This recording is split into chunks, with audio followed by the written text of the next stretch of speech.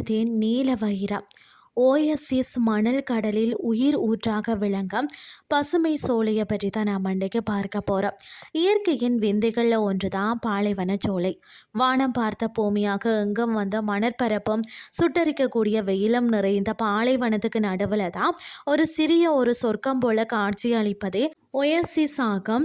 இது வரும் நீர்நிலை மட்டுமல்லங்க, ஒரு தனித்துவமான சுற்றுச்சூழலின் மையம்னு சொல்லலாம்.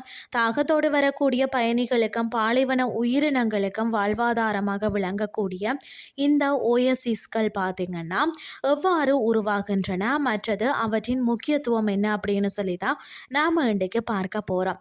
ஓயசிஸ் என்பது வந்து பாலைவனத்தின் நடுவில் வந்து இயற்கை நீர் ஊற்றுக்கள் காணப்படுவதால் பசுமையாக இருக்கும் ஒரு செழுமையான ஒரு பகுதியாக பாலைவனங்களில் பார்த்திங்கன்னா நீண்ட தூரம் பயணம் செய்பவர்களுக்கு இது ஒரு புகலிடமாக அமைகிறது.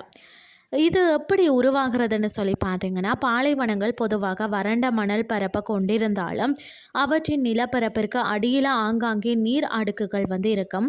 நிலத்தடி நீர், அதாவது மணல் அரிப்பு காரணமாகவோ அல்லது நிலப்பரப்பில் ஏற்படும் பள்ளங்கள் காரணமாகவோ அடியில் பார்த்திங்கன்னா உள்ள நீர்மட்டம் தரைப்பகுதிக்கு மிக அருகில் வரும்போது தான் ஓஎஸ்எஸ்கள் வந்து உருவாகின்றது. சில இடங்களில் வந்து பாறை இடுக்குகளின் வழியாக நிலத்தடி நீர் தானாகவே கசிந்து வெளியேறும்.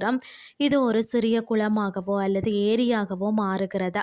நீர் இருக்கும் இடத்துல உயிர் வாழ்க்கை சாத்தியம் என்றதால ஓஎஸ்எஸை சுற்றி அடர்த்தியான தாவரங்கள் வளர்கிறதா. நீர் இருக்கும் இடத்துல உயிர் வாழ்க்கை சாத்தியம் என்றதால தான் ஓஎஸ்எஸை சுற்றி அடர்த்தியான தாவரங்கள் வளர்கிறதா. பேரிச்சை மரங்கள் இவை வந்து பார்த்திங்கன்னா பாலைவன சோலையில் அடையாளமாக வந்து கருதப்படுகிறதா. இவை வந்து நிழல் தருவதோடு உணவாகவும் பயன்படுத்தப்படுகிறதா. ஓஎஸ்எஸை சுற்றியுள்ள மக்கள் அத்திப்பழம் மற்றது வந்து ஆப்ரிகாட் போன்ற பழங்களையும் கோதுமை மற்றது சோளம் போன்ற பயிர்களையும் பயிரிடுகிறார்களா. பாலைவனத்தில் பார்த்திங்கன்னா பயணம் செய்பவர்களுக்கு ஓஎஸ்எஸ்கள் வந்து மிக முக்கியமாக ஒரு தங்குமிடமாக இருக்கிறதா. மற்றது பண்டைய காலத்தில் ஒட்டகங்கள் மூலம் வணிகம் செய்தவர்கள் தங்குவதற்கு இந்த இடங்களையே பயன்படுத்தினார்களா. இதனால் பல பெரிய ஓஎஸ்எஸ்கள் வந்து காலப்போக்கில் சிறிய நகரங்களாக மாறின.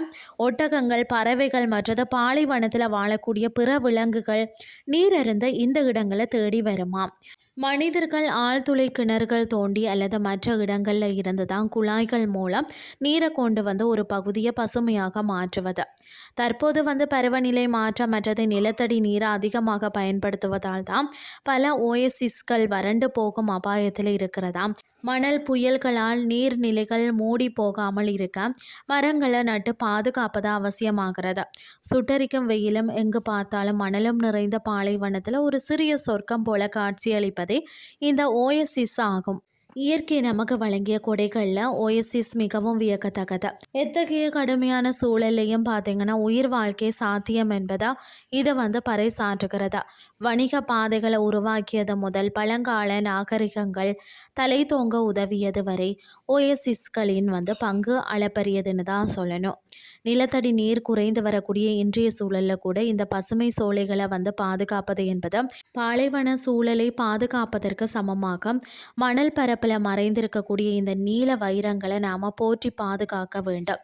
இன்றைய கிறிஸ்டி உங்களுக்கும் வந்து பிரயோசனமாக அமைஞ்சிருக்கும்னு சொல்லி நானும் நம்புகிறேன். இதே மாதிரி மற்றும் ஒரு கிறிஸ்டின் வேலைக்கு உங்களை சந்திக்கிறேன். நன்றி.